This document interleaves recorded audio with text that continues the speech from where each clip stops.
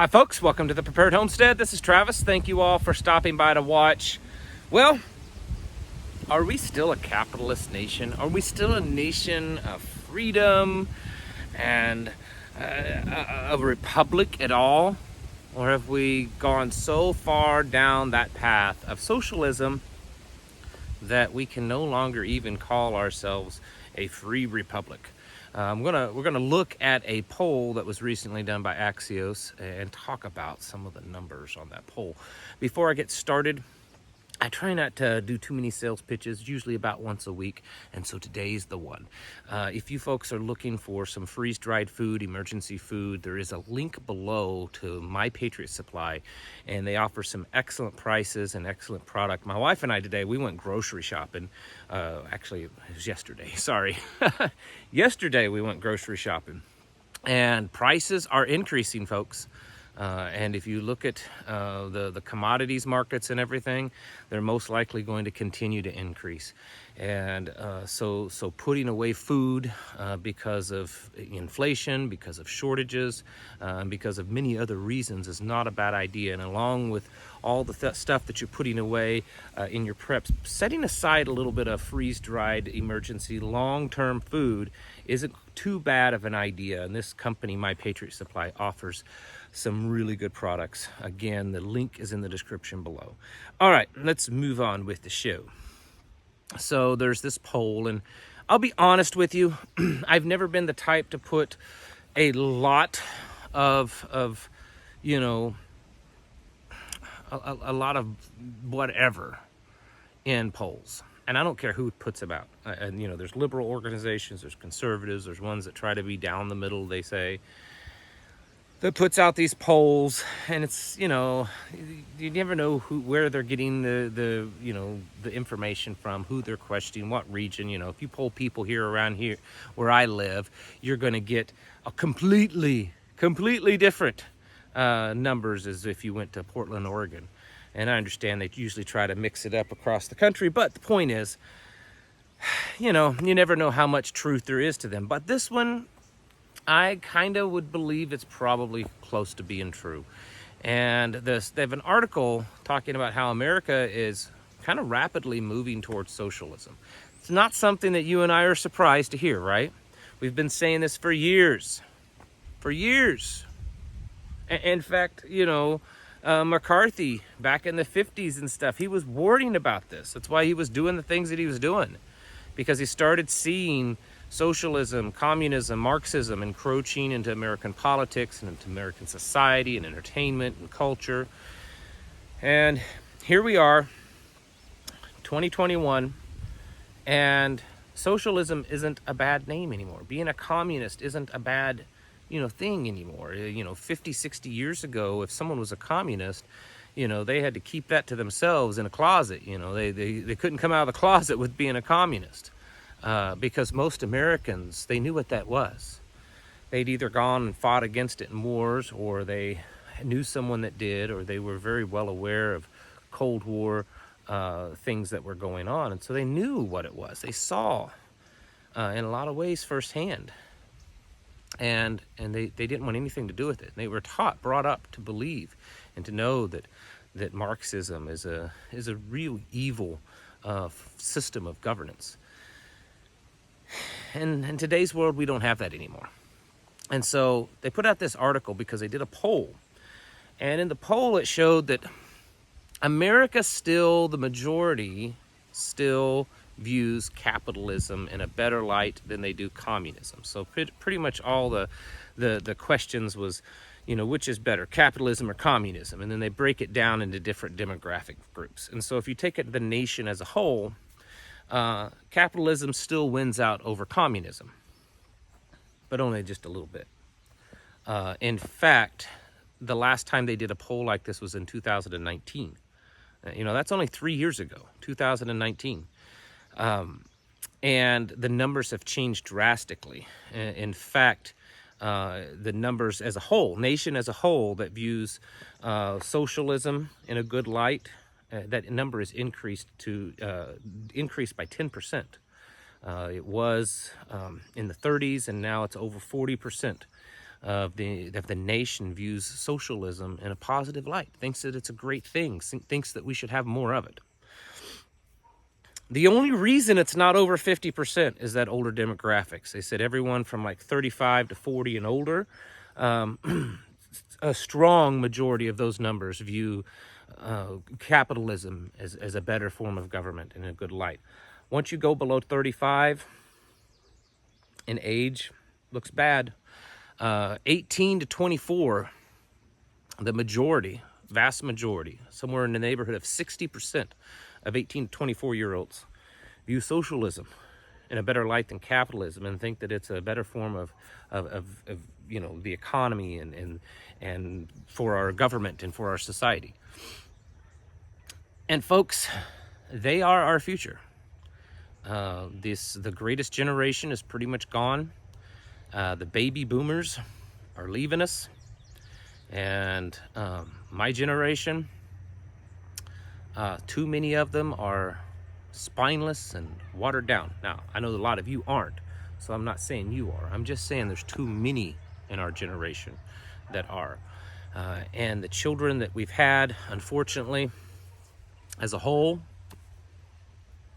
they think that the world owes them something. And they think that they don't owe the world anything. They think that you and I and everyone older than us are idiots, that we're so archaic, that we're not up to date on all these new ideas, new progressive ideas of culture and society and equality and gender and race and identity and all these things and technology. And so because we don't understand these things, because we're too old, because these are all new ideas, then our opinions don't matter. And anything that we believe in, they want to believe the opposite. If you look at things like religion, more and more of the young people are completely walking away from their parents' spiritual religious beliefs. And they're walking away from their political beliefs as well.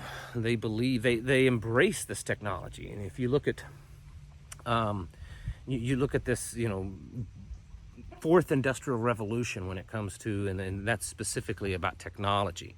And there's this big push for transhumanism, which is the integration of technology into humans, in our bodies, right?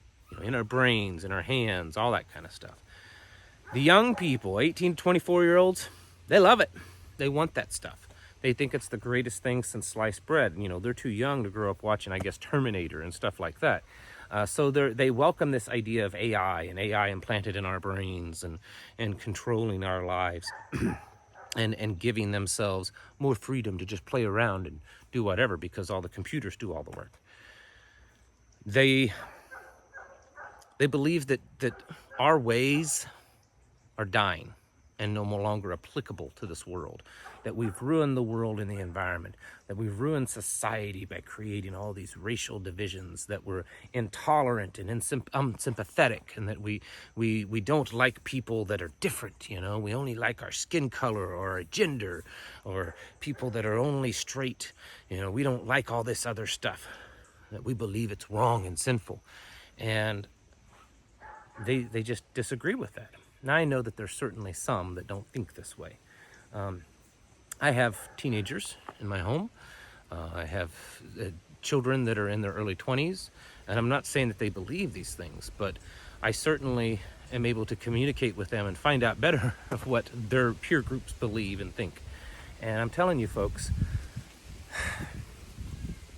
our generation has done a really, really poor job of raising our children. I'm not saying you have. I'm saying our generation has. And we have raised a generation of communists. And I don't know where that's going to lead us. We may prevail now, but what happens when, our generation is in their 50s and 60s, because a lot of them are, so I'm saying the tail end of our generation that are in their 40s now are in their 60s. Our parents' generation is gone, and we're being ruled over by millennials and Gen Zs. People that despise us, and they despise our beliefs and our ways. Does that mean that Marxism in America is inevitable?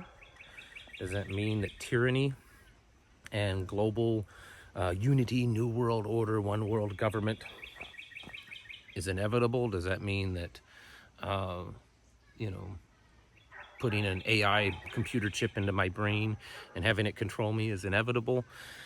I don't know, because I believe what the good book, the Bible, says, and I believe in the end that we will win. But I'm telling you folks, these young people, they, in large numbers, and I'm not saying all, because I know I have some millennials and I know I have some Gen Zers that watch this channel on a regular basis, but I'm telling you, the generation as a whole, they despise this freedom. They despise this country. They despise our beliefs. They believe that everything should be equal. They believe that government should hand out stuff, that they shouldn't have to work hard, that they should just be able to go to college and walk out with a degree and a six-figure job because they're owed that. And it's sending this country down the wrong road, because the people in my generation and our parents' generation that are communists, that do really know what communism is, they see it and they love it. And because they were the teachers and the professors that taught them these ways.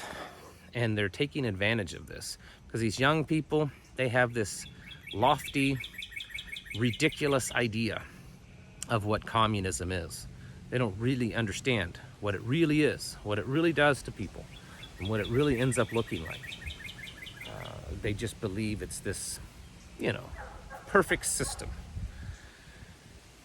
And so while this older people, the Nancy Pelosi's of the world, that are real Marxists and communists, they're taking advantage of this.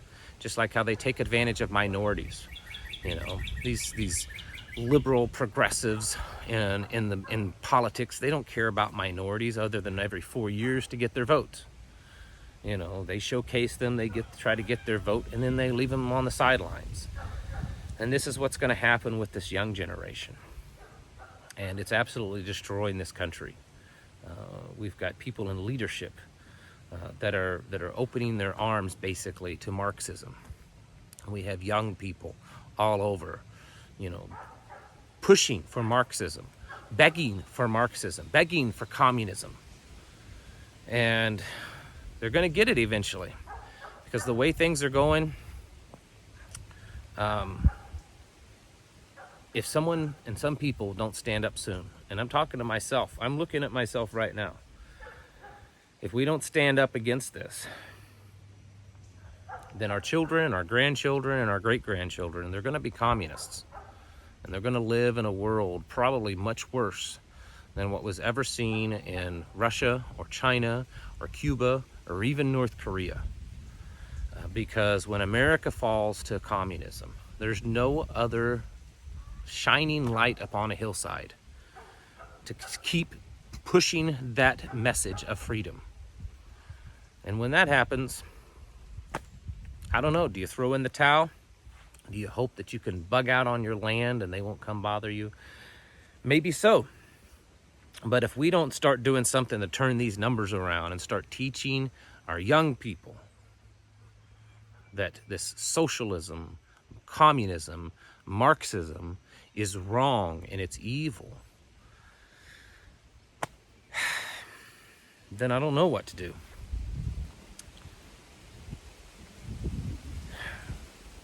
It's kind of sad, isn't it?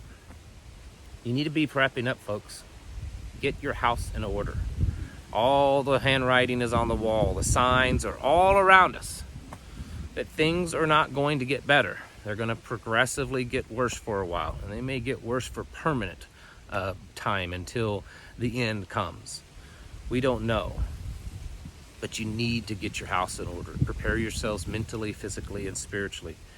Get ready, folks, because I think we've got some bumpy times ahead, to put it nicely. Thank you all for watching. I'll catch you in the next video.